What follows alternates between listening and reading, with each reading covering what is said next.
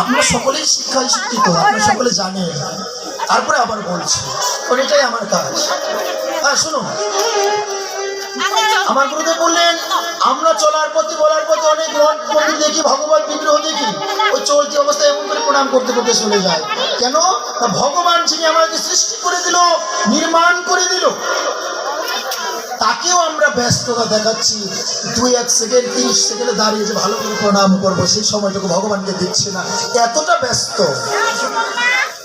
অন্যথায় অপর দিকে, তার বিপরীত দিকে যদি আমাদের কত সম্বন্ধ থাকে, বন্ধু বান্ধব, ভালোবাসার মানুষ তাকে দেখবেন দিন রাত এখন টেলিফোনে তার সঙ্গে কাটিয়ে দিই। রাগ করবে না দাদা, ভাইরা আছে না, তাকে এত সময় দিতে পারছেন, সে আপনাকে সৃষ্টি করে দিল। ভগবানকে কি 5 মিনিট সময় দেওয়া যায় না দাদা? এটা যদি আমরা দিই, আমাদের ইয়াং জেনারেশন যারা দিই, এটা কি আমাদের লস হবে? এটা এখন বুঝতে পারছেন না, বুঝবেন কখন? যখন ভগবান ধামে যাবেন, এই দেহটা ছেড়ে প্রাণ চলে যাবে, চিত্রগুপ্ত হিসাবের খাতাটা মিলিয়ে দেখবে। তখন বলবে অনেক সময় পেয়েছিলে, যে সময়টা কুপথে দিয়েছ, তার থেকে 2 সেকেন্ড করে সময় ভগবানকে দিতে, ওই 2 সেকেন্ডটাই তোমার এই স্বর্ণের অক্ষরে লেখা থাকতো। এ জগতের ব্যাংকে কেউ যদি